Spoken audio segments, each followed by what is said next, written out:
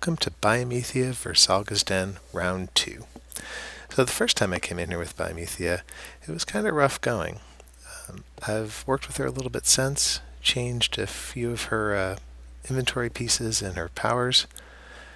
Take another stab at it. One of the primary things you can see here is I swapped her health and stamina around. Previously her health was higher, and now her stamina is at 25k and her health is at 20k. Often, if you're having trouble running through something, or even having trouble surviving it, the answer is not more health. In this case, it's some new powers. So Flying Blade is a great one. Great damage, great movement speed reduction, gives you major brutality. It's just a wonderful power all around. Steel Tornado is probably the best AoE in the game. Nice damage for the stamina, huge range, and it's almost an execute. I'm trying Ritual of Rebirth here in place of Breath of Life just because it's got a better magic to healing ratio. Radiant Ward is her primary defense since it offers a damage shield that's over 6,000 hit points strong. Repentance is her primary way of restoring her resources. Ice Comet is an offensive ultimate, probably one of the best ones in the game, not used as is typical in these videos. I double barred Repentance because you need to be able to drain health and stamina back no matter what. Bombard is a great AoE, can keep your foes off you, and does a nice bit of damage. Luminous Shards is not the ideal. I'd prefer Blazing, but it was what the build that already had set up. Venom Arrow is a ranged interrupt, great power and damage over time. Focused Aim is nice solid single target damage and does major fracture. And the Distillative Weapon crits are a new thing that I added. I had one of my own characters craft them.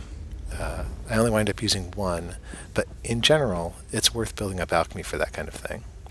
So let's see how she does now. Go up on the little mud crab, start with Bombard. A few shots and they're down. Oops, wait, no, that wasn't all of them. So we just back off, return to bombarding, and they go down real easy.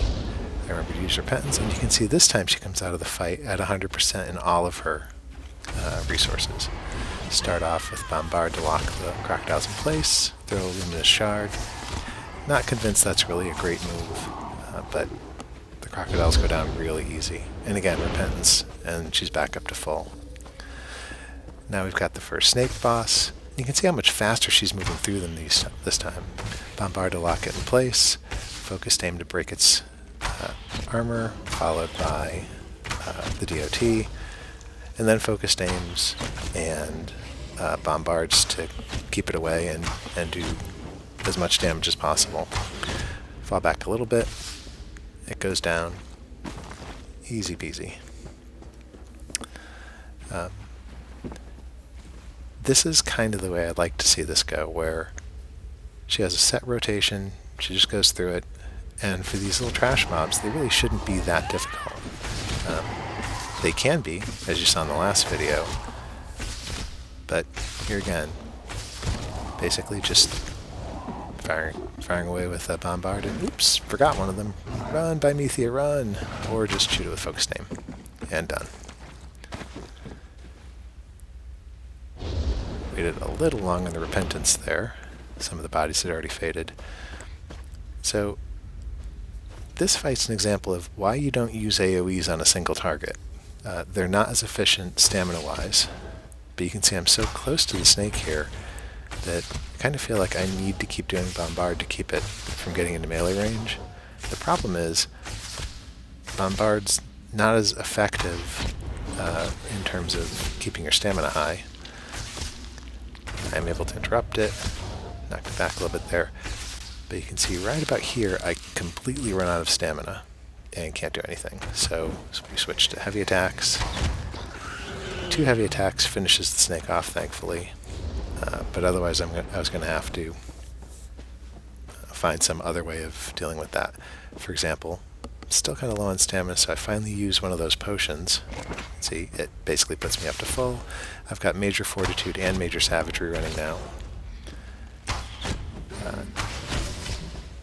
And with this snake, I'm doing it more like the first one, switching between Bombard to keep it in place or just keep it away from me, Focused Aim do the majority of the damage, and then the Venom Arrow to either interrupt it or just keep a damage over time on it. Now, up until this point, I've just been using the bow skills, and basically Biemethia's defense has been distance, that the mobs can't really hurt her. Since the Lamias like to group up so well, though, I figured I'd try them with the daggers, and just to show what the other bar looks like. Which the potion was available. Start off with Flying Blade for the brutality. Get into the middle of them to cast the shield because it's stronger based on how many it hits.